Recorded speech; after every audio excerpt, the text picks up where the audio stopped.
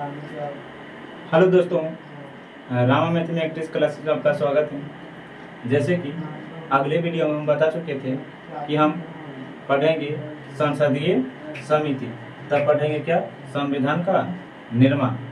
अगर अगले वीडियो ना देख लें तो पहले उसे देख लें, तब इसे देखने का प्रयास करिए ताकि समझ में ज़्यादा आ सके। देखिएगा क्या पढ़ेंगे, संसदीय समिति।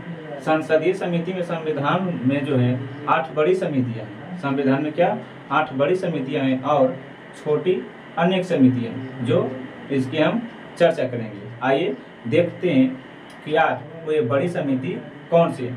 इसके पहले जैसे कि हम बता चुके थे कि कैबिनेट मिशन में क्या, कैबिनेट मिशन में 3 सदस्य थे, साइमन कमीशन में 7 सदस्य थे और प्रारूप समिति में भी 7 सदस्य थे। लेकिन अध्यक्ष को छोड़कर बोले थे कि कितना सदस्य हैं, तो 6 सदस्य। कितना सदस्य हैं, तो 6 सदस्य।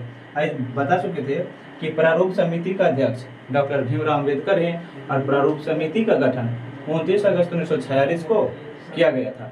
आइए देखते हैं, एक एक समिति हम पढ़ने का प्रयत्न करते हैं। आइए देखिएगा, इधर जो लिखे हैं 8 बड़ी समितियां लिखी हैं और इधर जो है छोटी समितियां हैं। क्या है, तो छोटी समितियां हैं।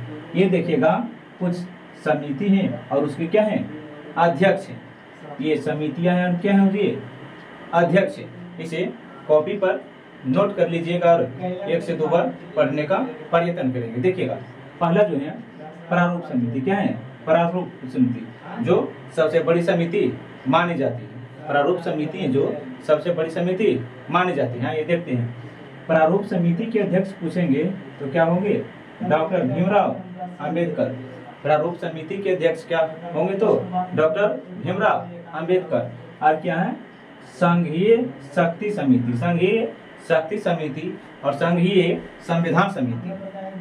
संघीय शक्ति समिति और संघीय संविधान समिति। संघीय शक्ति समिति और संघीय संविधान समिति का जो अध्यक्ष है पंडित जवाहरलाल नेहरू है। क्या है, पंडित जवाहरलाल नेहरू है। इसे याद करते हैं संघ संघ नेहरू संघ, संघ संघ नेहरू संघ। जो देखिएगा तो संघीय संविधान समिति के जो अध्यक्ष हैं पंडित जवाहरलाल नेहरू हैं और क्या है, संघीय संविधान समिति के अध्यक्ष पंडित जवाहरलाल नेहरू हैं और संघीय शक्ति के भी अध्यक्ष कौन है, तो पंडित जवाहरलाल नेहरू हैं। संघीय शक्ति समिति के अध्यक्ष पंडित जवाहरलाल नेहरू और संघीय संविधान समिति के अध्यक्ष पंडित जवाहरलाल नेहरू। अर्थात देखते हैं कि संघ जो होते हैं केंद्र स्तर पर होते हैं। किस स्तर पर होते हैं, तो केंद्र स्तर पर होते हैं और जो केंद्र में होते हैं वही राज्य चलाते हैं। जो केंद्र में होता है वही राज्य चलाते हैं। देखिएगा तो पूछेंगे क्या, राज्यों से संबंधित समिति। राज्यों से संबंधित समिति कौन के अध्यक्ष कौन है, तो पंडित जवाहरलाल नेहरू है। पंडित जवाहरलाल नेहरू है। संघीय संविधान समिति के अध्यक्ष भी कौन है, तो पंडित जवाहरलाल नेहरू। संघीय शक्ति समिति के अध्यक्ष कौन, तो पंडित जवाहरलाल नेहरू।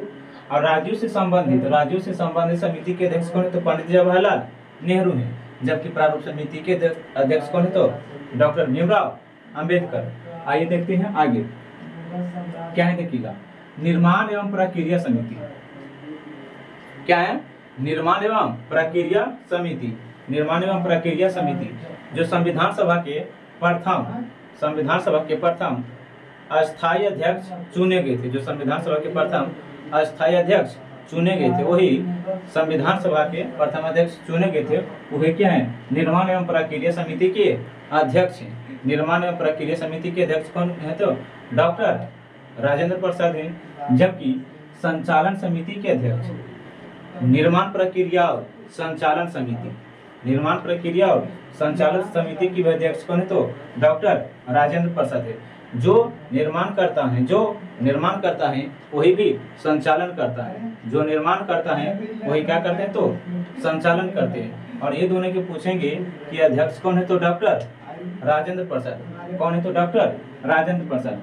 आइए आगे देखते हैं क्या है, संचालन समिति बताते हैं डॉक्टर राजेंद्र प्रसाद। मौलिक अधिकार, याद रखिएगा मौलिक अधिकार का जो वर्णन है भाग 3 में है। मौलिक अधिकार का वर्णन भाग 3 में है, अनुच्छेद 12 से 35। मौलिक अधिकार जो है अमेरिका से ली गई है। कहाँ से लिया गया तो अमेरिका से। मौलिक अधिकार का वर्णन भाग 3 12 से 35 और कहाँ से ली गई है तो अमेरिका से ली गई है। देखिएगा मौलिक अधिकार कौमा अल्पसंख्यकों क्या लिखे हैं अल्पसंख्यकों एवं जनजातियां ये लिखे हैं जनजातियां एवं बहिष्कृत क्षेत्र से संबंधित समिति कौन है तो सरदार वल्लभ भाई पटेल है।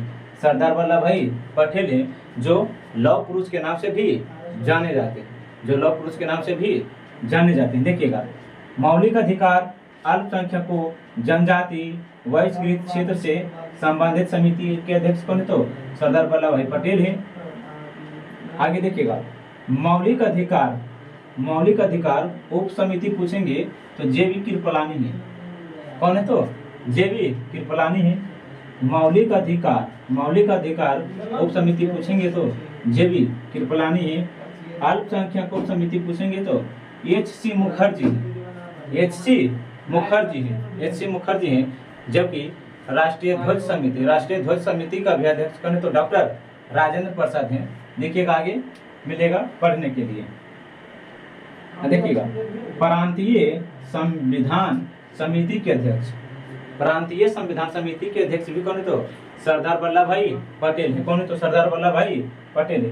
प्रांतीय संविधान समिति के अध्यक्ष कौन है तो सरदार वल्लभ भाई पटेल है। आइए देखते हैं अब छोटी समितियां पढ़ लेते हैं। क्या पढ़ लेते हैं तो छोटी समितियां, नहीं तो आइए पहले देख लेते हैं क्या है तो प्रारूप समिति। क्या बोले हैं प्रारूप समिति में कुल 7 सदस्य थे। प्रारूप समिति में कुल कितने सदस्य थे तो 7 सदस्य थे। प्रारूप समिति का गठन 29 अगस्त 1947 को हुआ था। इसमें कुल 7 सदस्य थे, अध्यक्ष को छोड़कर था 6। देखिएगा प्रारूप समिति का जो कर्तव्य है प्रारूप पर विचार करना होता है। क्या होता है तो प्रारूप पर विचार करना होता है। प्रारूप समिति का गठन 29 अगस्त 1947 में हुआ। इसका अध्यक्ष कौन थे तो इसमें सदस्यों की संख्या कितने थे तो 7 है, बता दी है। इसमें सदस्यों की संख्या कुल कितने तो 7, अध्यक्ष मिलाकर। इसमें देखते हैं प्रारूप समिति में जो 7 सदस्य हैं कौन कौन है। इसे बार बार पूछते हैं, हर एग्जाम में पूछे जाते हैं इसमें कौन प्रारूप समिति के सदस्य कौन है और प्रारूप समिति के सदस्य कौन नहीं है। और प्रारूप समिति में जो 2 व्यक्ति हैं, एक इस्तीफा देके और एक मृत्यु प्राप्त दूसरे स्थान से आए हैं। देखिएगा पहला जो है डॉक्टर भीमराव अम्बेडकर। क्या है तो डॉक्टर भीमराव अम्बेडकर हैं जो संविधान सभा के क्या है तो अध्यक्ष हैं। दूसरा जो है एन गोपाल स्वामी अय्यर क्या है अयंगर है। एन गोपाल स्वामी अयंगर है। दूसरा है अल्लादी कृष्ण स्वामी अय्यर। दूसरा जो है अल्लादी कृष्ण स्वामी अय्यर। डॉक्टर राजेंद्र प्रसाद को मिला के कितने होंगे तो 3। चौथा तो पढ़ेंगे कन्हैयालाल मणिकलाल मुंशी। और पांचवा क्या है, पांचवा जो है सैयद मोहम्मद सादुल्ला है। और छठा है एन माधव राव जो BL मित्र के स्थान पर आया था। BL मित्र के स्थान पर आया था। BL जो थे BL मित्र थे जो इस्तीफा दे दिए थे। क्या दे दिए थे तो इस्तीफा। उसी के स्थान पर BL मित्र के स्थान पर कौन आएंगे तो पूछेंगे तो एन माधव राव आए हैं। और जबकि पूछेंगे DP खेतान के स्थान पर DP खेतान जो थे क्या थे DP खेतान जो थे 1948 में इनकी मृत्यु के बाद कौन आए थे तो TT कृष्णमाचारी। कौन आए थे तो TT कृष्णमाचारी को सदस्य बनाया गया था। DP खेतान 1948 में, अर्थात पूछेंगे DP खेतान की मृत्यु कब हुई 1948 में। इनकी मृत्यु के बाद TT कृष्णमाचारी को सदस्य बनाया गया था। किसे बनाया गया था TT कृष्णमाचारी को। आइए देखते हैं अब संविधान सभा की छोटी समितियां, बड़ी समितियां देख लिए हैं और प्रारूप समिति भी देख ली हैं। अब देखते हैं छोटी समितियां। आइए देखते हैं, इसमें भी इसी तरह है, इधर है समिति और इधर क्या है तो अध्यक्ष है। क्या है तो अध्यक्ष है। देखिएगा और इसे साथ साथ नोट करते चलिएगा। देखिएगा पहला जो है क्या है, वित्त एवं कर्मचारी स्टाफ या समिति। वित्त क्या है तो वित्त कर्मचारी स्टाफ समिति के अध्यक्ष पूछेंगे तो क्या है तो डॉक्टर राजेंद्र प्रसाद है। कौन है तो डॉक्टर राजेंद्र प्रसाद है। कौन है तो डॉक्टर राजेंद्र प्रसाद है। जबकि पूछेंगे सदन समिति के अध्यक्ष कौन थे तो पट्टाभी सीतारमैया। पट्टाभी सीतारमैया, इसे बी पट्टाभी सीतारमैया भी बोला जाता है। देखिएगा आगे जो है कार्य संचालन समिति। क्या है, कार्य संचालन समिति। क्या तो कार्य संचालन समिति के अध्यक्ष जो है तो डॉक्टर राजेंद्र प्रसाद है। डॉक्टर राजेंद्र प्रसाद है। कार्य संचालन समिति के अध्यक्ष जो है डॉक्टर राजेंद्र प्रसाद है। और राष्ट्रीय ध्वज समिति के अध्यक्ष बताए थे पहले, राष्ट्रीय ध्वज समिति के अध्यक्ष जो है वही कौन है तो डॉक्टर राजेंद्र प्रसाद है। यहाँ देखिएगा, यहाँ कार्य संचालन समिति के अध्यक्ष कौन है तो डॉक्टर राजेंद्र प्रसाद है। और जबकि इधर क्या है देखिएगा, संचालन समिति पूछेंगे तो डॉक्टर भी राजेंद्र प्रसाद होगा। देखिएगा आगे जो है मुख्य आयुक्त। क्या है तो मुख्य आयुक्त के लिए प्रांतीय समिति। मुख्य आयुक्त के लिए प्रांतीय समिति के अध्यक्ष भी कौन है तो बी पट्टाभी सीतारमैया। कौन है तो बी पट्टाभी सीतारमैया है। मुख्य आयुक्त के लिए प्रांतीय समिति के अध्यक्ष कौन तो बी पट्टाभी सीतारमैया। अब यहाँ देखिएगा पर्यांतक। क्या तो पर्यांतक समिति पूछेंगे तो अल्लादी कृष्णा स्वामी अय्यर। अल्लादी कृष्णा स्वामी अय्यर होंगे।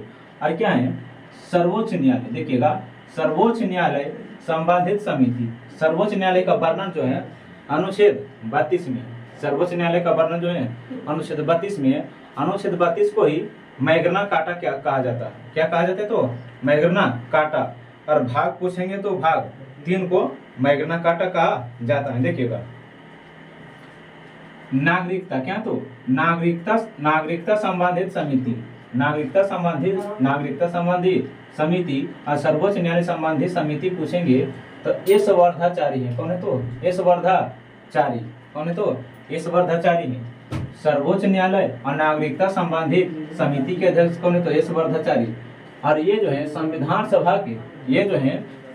सभा के कभी भी अध्यक्ष या सदस्य कभी भी नहीं बने। आइए देखते हैं आगे प्रेस दीर्घा समिति के अध्यक्ष जो है उषानाथ मेहता है। कौन है तो उषानाथ मेहता है। प्रेस दीर्घा समिति के अध्यक्ष कौन है तो उषानाथ मेहता है। इसे याद रखिएगा। और इसे देखिएगा सर्वोच्च न्यायालय संबंधित समिति, नागरिकता संबंधित समिति, एस वर्धाचारी जो संविधान सभा के कभी भी सदस्य नहीं रहे थे। भाषाई प्रांत आयोग समिति। क्या बोले हैं भाषाई प्रांत आयोग समिति के जो अध्यक्ष हैं एस के डार है। कौन है तो एस के डार है।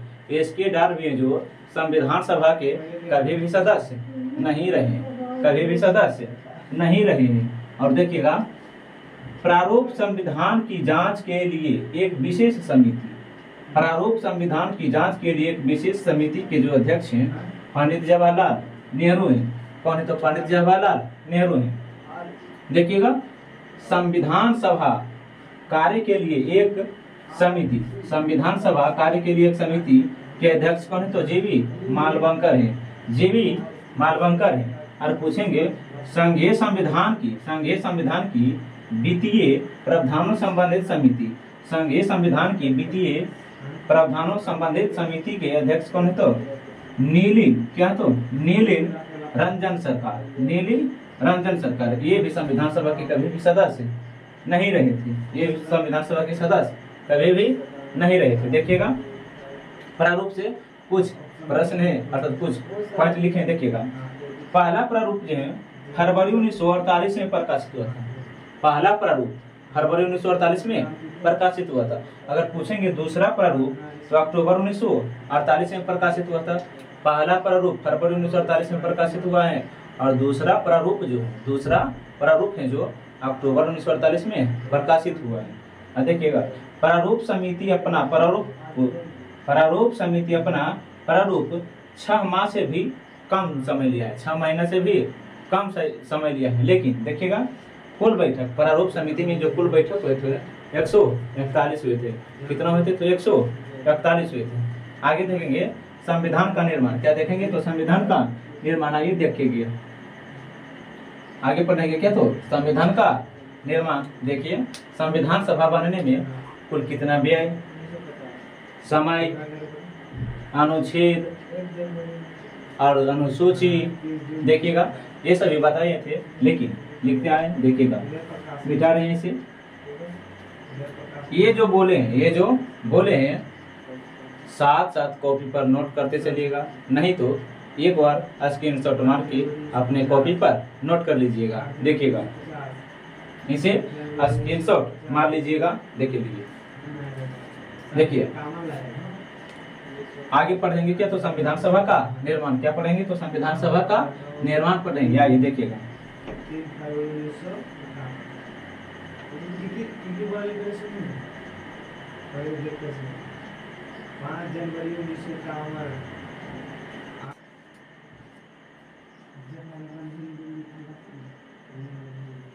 जैसे कि पढ़ चुके थे प्रारूप समिति और बोले थे कि पढ़ेंगे क्या? संविधान सभा का निर्माण। संविधान में कौन कौन से मुद्दे रखे गए थे और संविधान कैसे बना, आइए देखते हैं। देखिएगा, संविधान सभा बनने में क्या बोले हैं? संविधान सभा बनने में कुल समय जो लगा है 2 वर्ष 11 माह 18 दिन लगा है। 2 वर्ष 11 माह 18 दिन, अर्थात बोल सकते हैं तो लगभग 3 साल लगता है। और संविधान सभा में कुल व्यय जो लगा है, संविधान सभा में कुल व्यय जो लगा है 63 लाख, कितना है? 63,96,729 रुपया।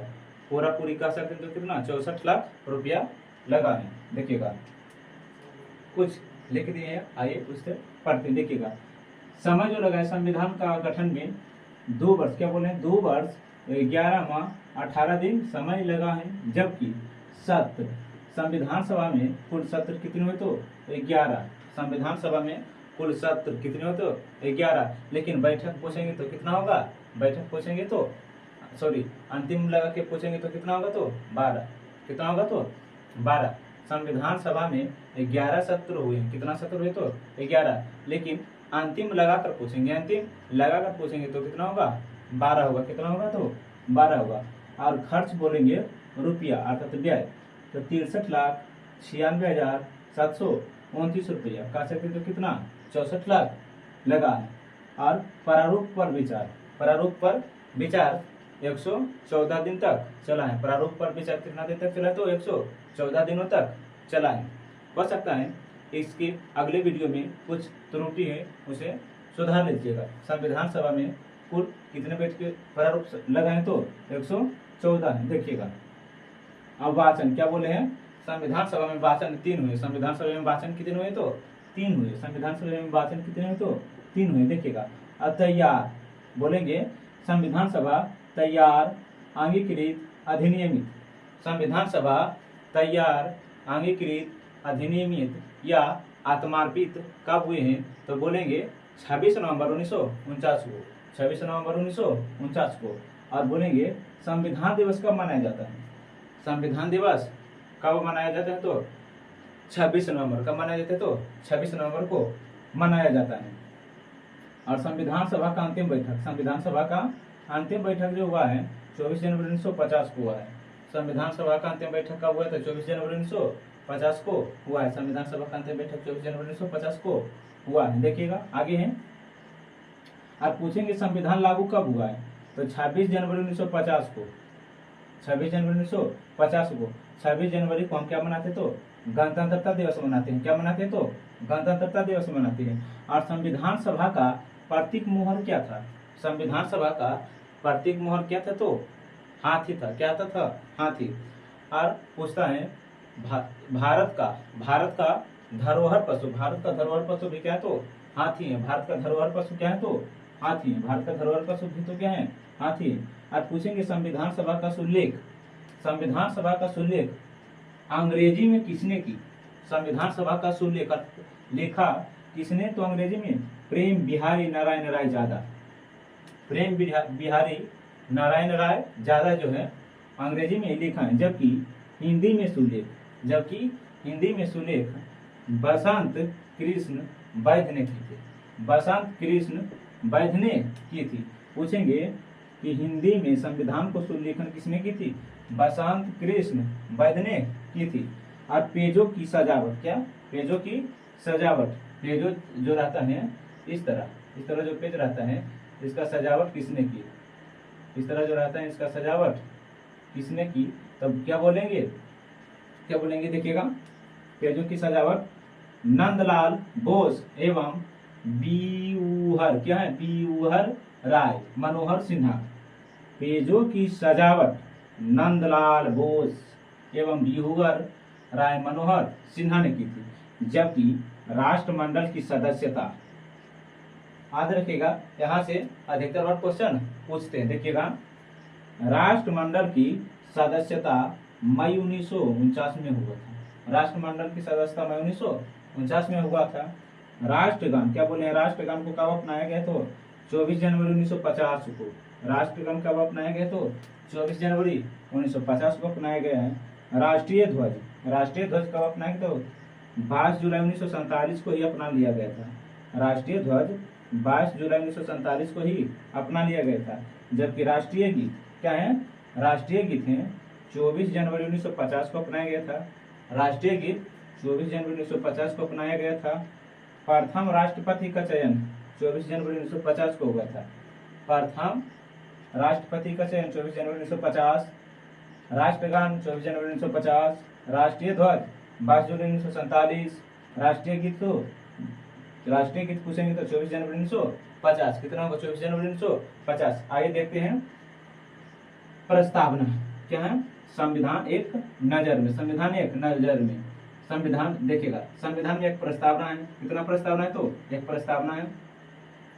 संविधान में एक प्रस्तावना है, लेकिन प्रस्तावना में जो है 5 प्रकार का न्याय है। कितना प्रकार के? तो 5, संविधान में 5 प्रकार की स्वतंत्रता है। 5 प्रकार की स्वतंत्रता पूछेंगे। संविधान की प्रस्तावना में कितने प्रकार की स्वतंत्रता है? कितने प्रकार की स्वतंत्रता है? तो 5। न्याय पूछेंगे, न्याय संविधान की प्रस्तावना में कितने प्रकार के न्याय है? तो 3 प्रकार के न्याय है। संविधान की प्रस्तावना में एक बार ही संशोधन किया गया था।